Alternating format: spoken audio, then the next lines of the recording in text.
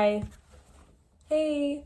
Okay, so here's the deal. My name's Leia, and I like to read. I'm not like the other girls. I'm sorry. You're right. I'm on like the book side of Instagram and TikTok and YouTube. I don't post, I just observe.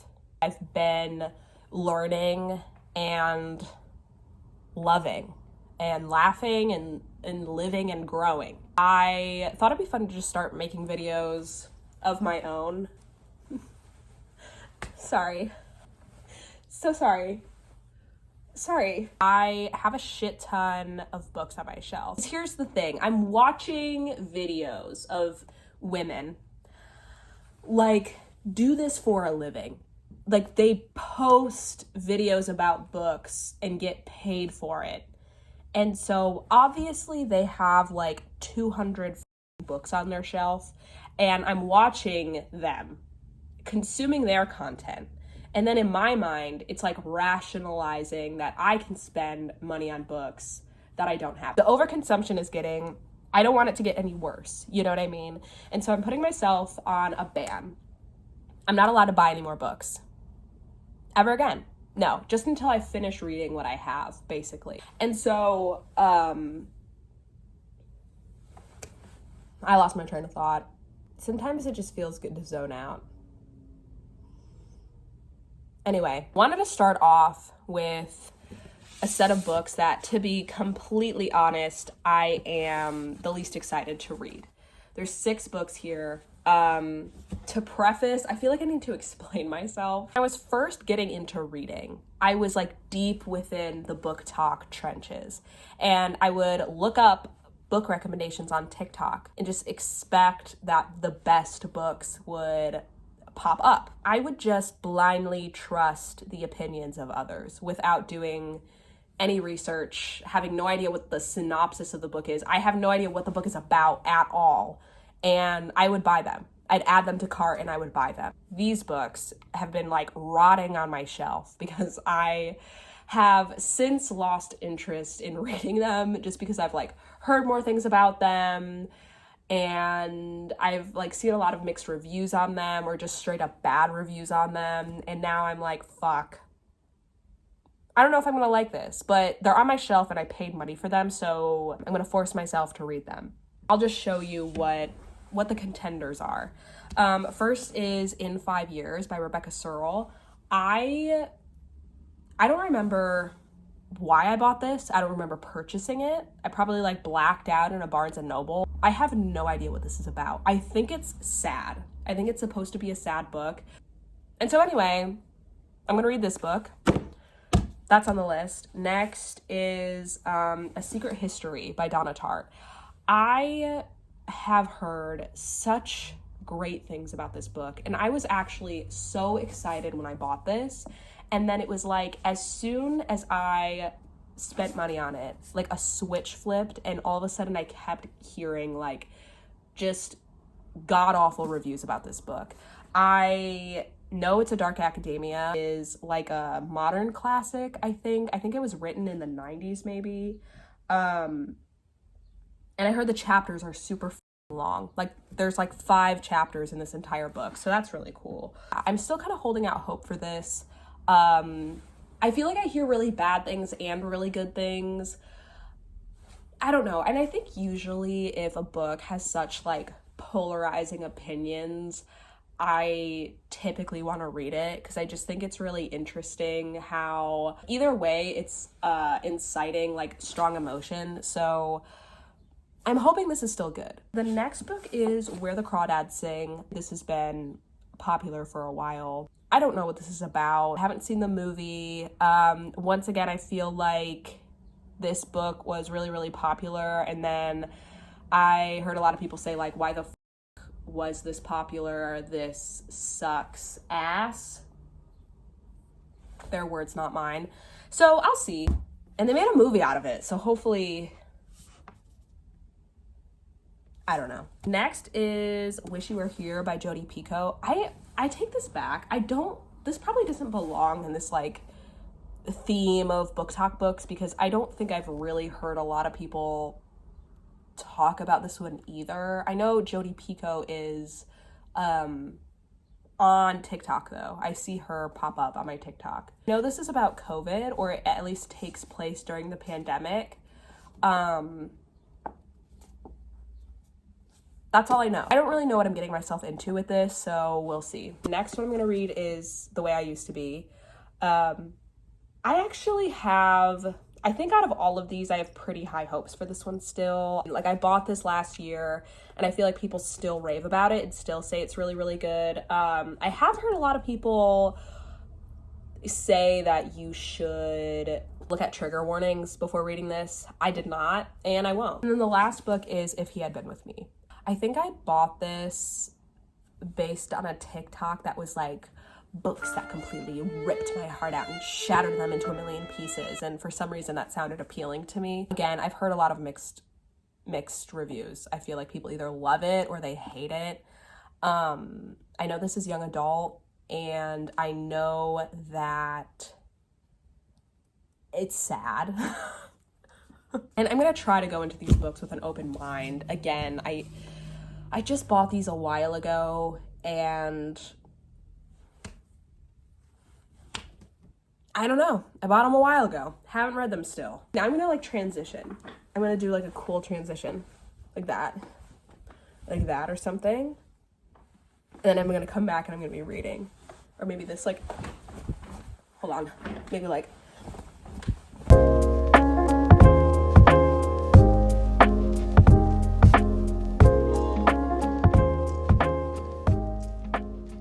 I'm not super far into this.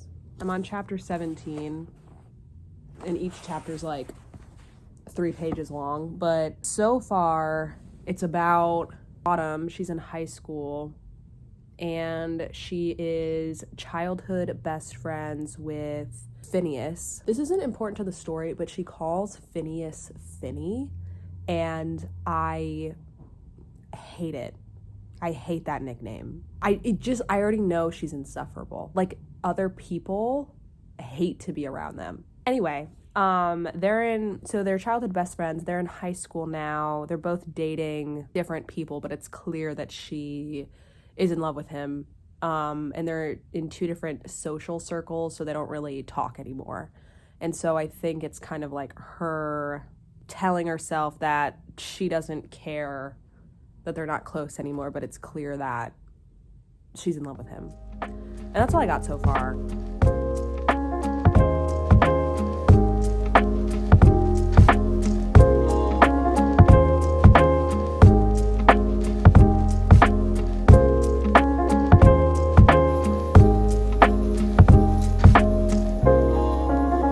Hello, I made a Crunchwrap Supreme.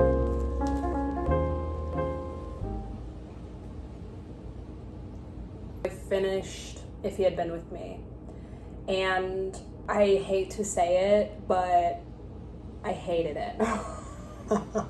I hated the ending. I thought it was really just unnecessary. It's not the fact that I dislike sad books. I like sad books.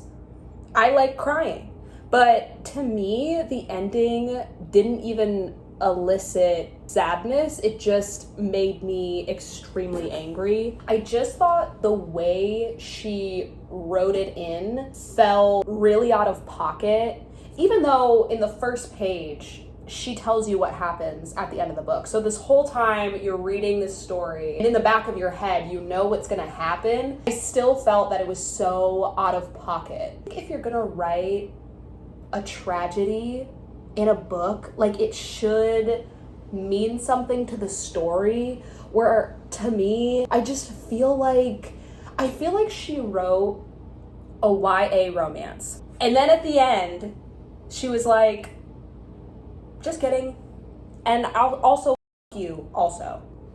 For what? For why? Then the last scene,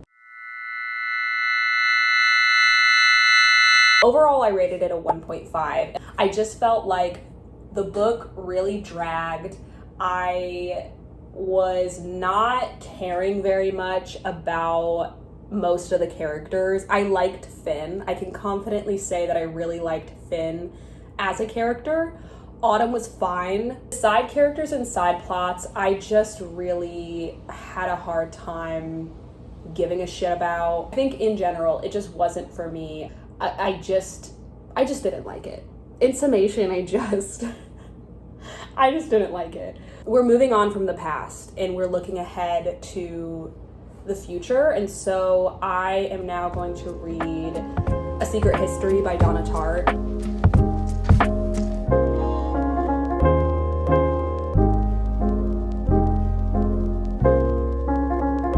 I just wanted to give an update. I'm like halfway done with the book. It is from the point of view of a college student named Richard. He goes to New Hampton, which is on like the East Coast, and he's from California.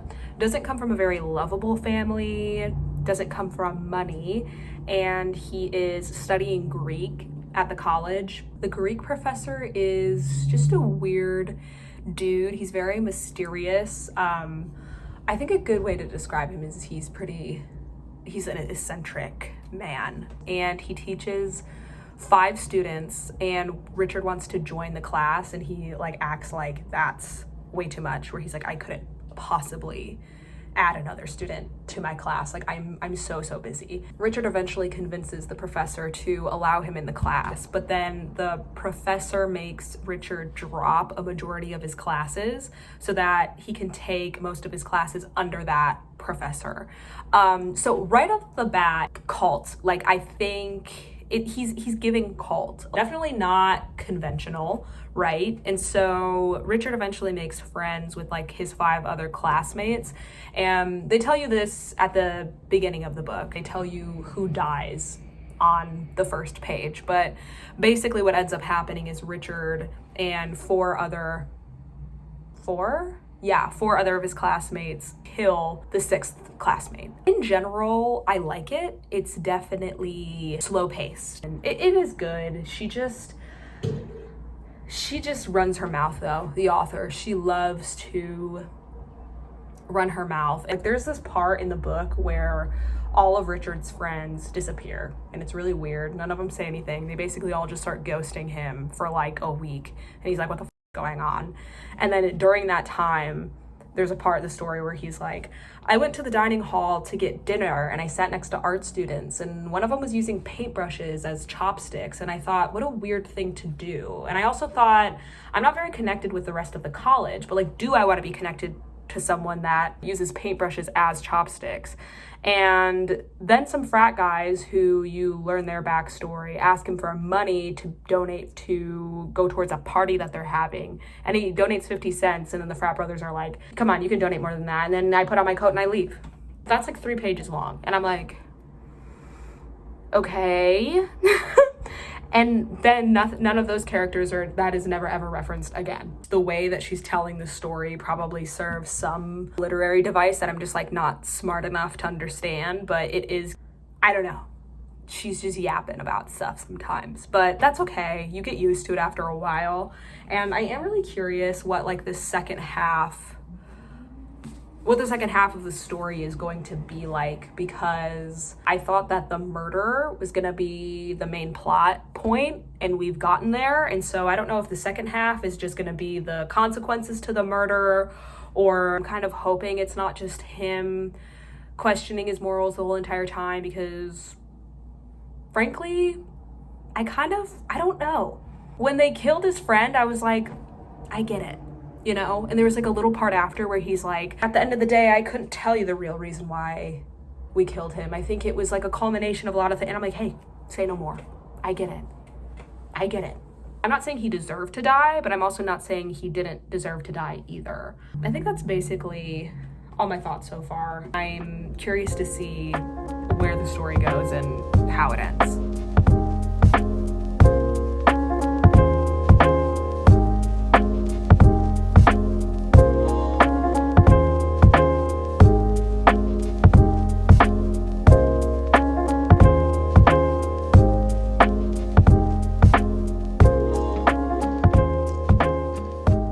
Finally finished and I kind of have mixed feelings about it. It was excruciating to get through, but it was also really good at the same time, where like it's so long-winded and it's not like super entertaining all the time, but I also kind of like it because I feel like it forces me to like slow down and really immerse myself in the story. What I really liked about it is like the first half of the book, you meet all the characters and they're like pretentious, rich, like college students learning Greek. And when Richard gets introduced to the friend group, they're doing like really weird shit in the background and Richard's just like sticking around. Where I'm like, realistically, if I feel like I was noticing this stuff, I'd probably be like, okay, what the fuck, you guys are weird. But Richard was just like still hanging out with them, and I kind of like, why are you doing that? But also don't stop. And then towards the second half of the book, I'm like, oh, they're all pieces of shit. Like they all suck so bad. And I love that. The ending was up. I loved it. I loved the ending so much. And I love how she has a little epilogue at the end and like wraps up everybody's lives. Even like everyone, like even a little tiny cat that was introduced randomly towards the end of the book, she like concludes what happens to the cat. And I really cared. I like really genuinely wanted to know what did happen to that cat. Overall, I did really enjoy it, but I don't think I would recommend this to anyone. I feel like you need to know that this is slow paced before you get into it. That's something that I kind of wished that I knew. Overall, I rated it 4 stars. I can tell that it's good writing, but I could not tell you why. This was like a popular BookTok book, which is how I found it, and it kind of surprises me that this was really popular on BookTok. Like, I would not recommend this to like anyone, especially people that aren't into reading. If someone doesn't read a lot and picks up The Secret History to try to like get back into reading, they're never gonna read again. So anyway, after The Secret History, I needed a fast-paced, short book as like a buffer. So I started reading In 5 Years. I'm already on like chapter 7. Before I picked this up, I knew nothing about the book, other than that it was 250 pages, which was really appealing to me. So far, I like it. However, I'm not loving the main character. I don't know why. I don't know if I just like am not relating to her personality. At the beginning, it is December 18th, 2020. That date matters. The main character's name is Danny. She lives in New York with her boyfriend. They share an apartment together. She's a lawyer, and on that day, she has a big job interview for like a huge law firm that she really wants to work for. So she goes in for the interview, she kills it, she thinks she has the job. Then later on in that day, she knows that her boyfriend, David, is going to propose to her. So David takes her out to dinner. He does end up proposing. She's super happy, and she's like talking about how in 5 years she wants to move into a better area in a better apartment with David. She's working at her law firm. David's doing his thing, whatever. Like that's her 5-year plan. She falls asleep and she wakes up and it's December 18th, 2025. And she's in a totally different apartment with this man that she doesn't know. And she's like freaking out because she wakes up the next day and obviously it's 5 years into the future. And so she's trying to figure out who this man is. She eventually figures out that his name is Aaron. They live together in that apartment and she is now engaged to him. And so she's obviously freaking out. She's trying to figure out what happened in the past 5 years. She's like, I need to find David. I need to figure out what's going on. I need to explain to him what's happened and try to get with him. And so in order to figure all that stuff out, she immediately has sex with Aaron. Like, I'm not joking. She figures out his name, figures out they're engaged, and then they have sex. And then she wakes up and she's like back to 2020. And like immediately, I'm sorry, I hate to defend a man so soon into a book, but like, I'm like, girl, what? Like, I cannot help but question her decision-making skills. I'm like, you just got proposed to. Like, you just got engaged to David yesterday. And then you this dude, and then you this dude you don't even know. You know his first name and that's it. It's crazy. It's crazy. Like, imagine if David found out. I'd be like, so what did you do? Like, how did you figure out what was going on? And she's like, well, I tried everything. Like, I raided through his wallet. I saw on TV that it was 5 years into the future. I had sex with him. I'd be fucking pissed. And so, like, throughout the story, I'm, like, trying to, like, you know, be on her side because it is her POV that we're in. I don't love how I like just like don't love how you did that. And we're just like carrying on with the story like it's all chill and like cool. But we'll see how it goes. Again, I'm like 7 chapters in. I'm really trying to finish this pretty quickly though.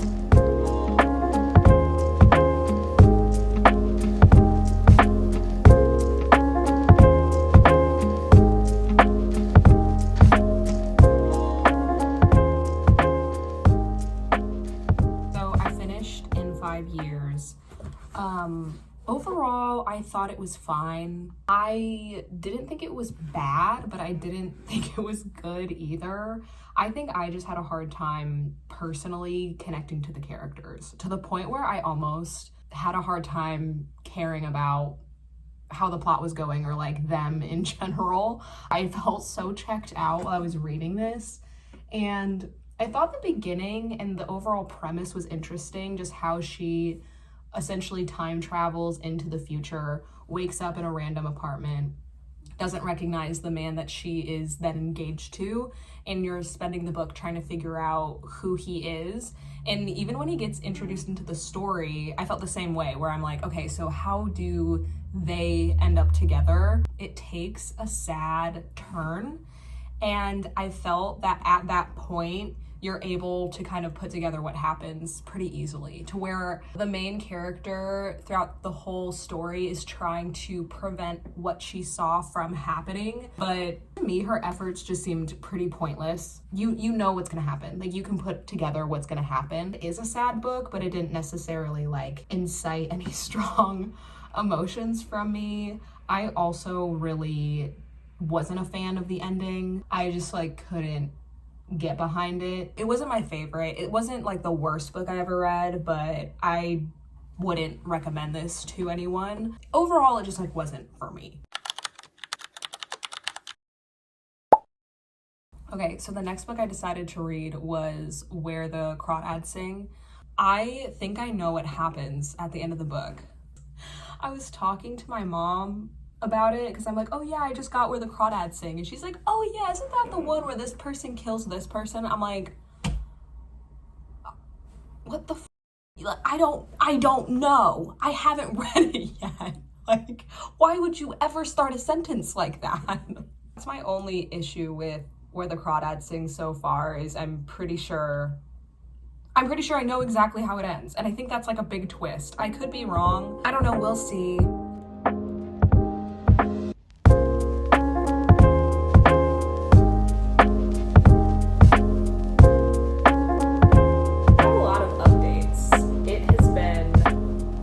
Some time. So I finished Where the Crawdads Sing. The story follows Kaya, who lives in an old cabin with her family in North Carolina.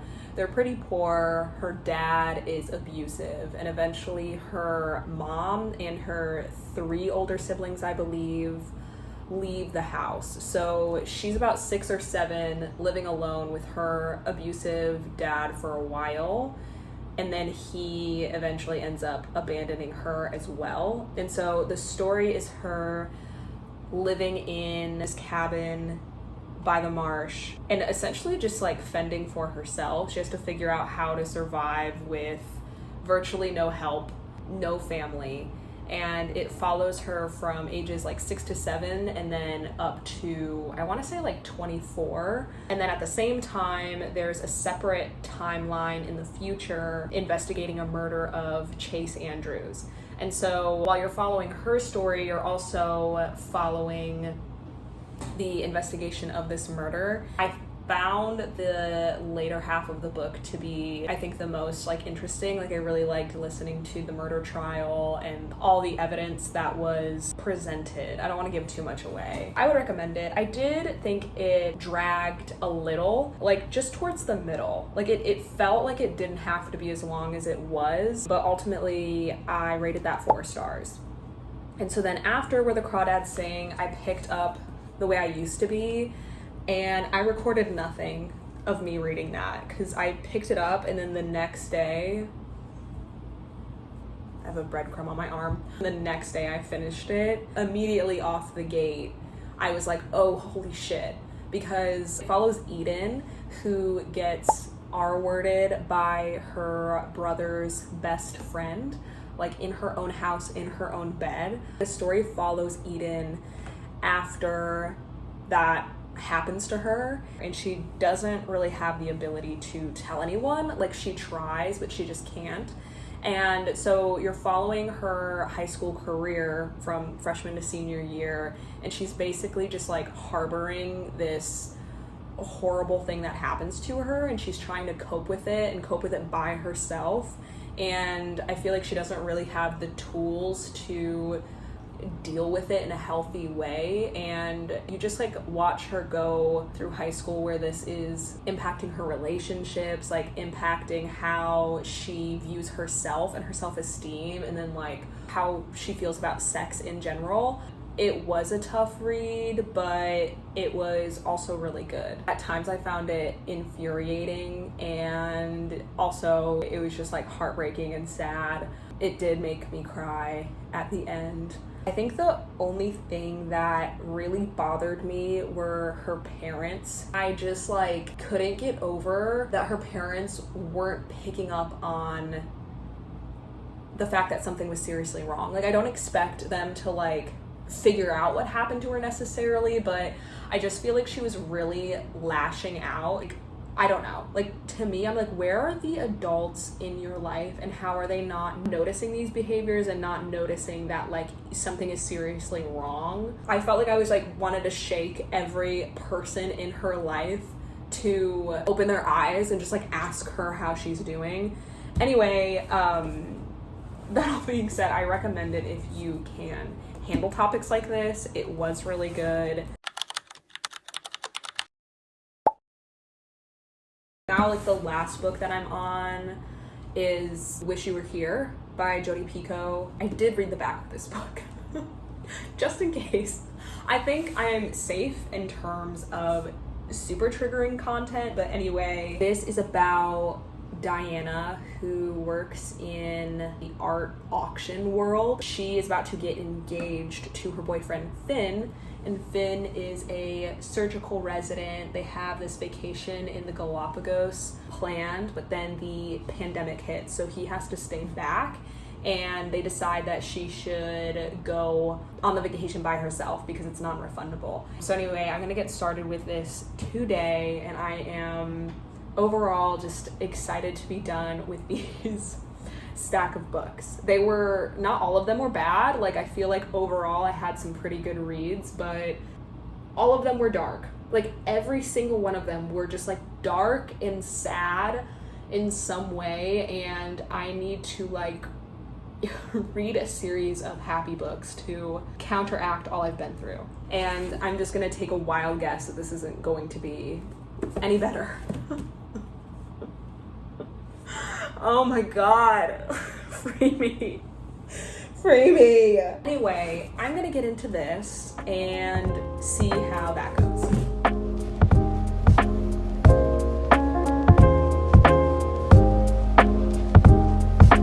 I don't know if I can do this. I feel like nothing is happening. Diana is stuck on the island. She chooses to stay on the island even though as soon as she gets there, a bunch of people are like pushing to leave because the island's gonna be closed for 2 weeks because of COVID, and she chooses to stay anyway. It's kind of just like her being stuck on this island, and then she'll have like flashbacks of her life prior to this happening. I don't know where this is going, really. Like, is it just gonna be her stuck on this island the whole time? Is anything gonna happen? I don't want to DNF it, but I'm very tempted. Maybe I'll give it to page 100 and see how I'm feeling from there. I don't know. I'm just gonna have to, I guess, keep chugging along and see how it goes. The next day. I did, in fact, make it to page 100. It didn't necessarily get better. I feel like in the book's defense, I mean, 20 pages really isn't that much. So I don't know why I was thinking like a major plot point would happen, and if not, I would quit. But I have a newfound determination to finish the book. I think maybe I just needed to sleep on it or something. It's a little over 300 pages, so I'm basically a third of the way done. We'll see. Like, who knows? Major things could happen with these next couple hundred pages, and it could be like way better. Eventually. I am almost at page 200. I am glad that I chose to keep reading this because a crazy ass plot twist just happened that I was not expecting at all. I don't know how I feel about it in terms of the way the story is going.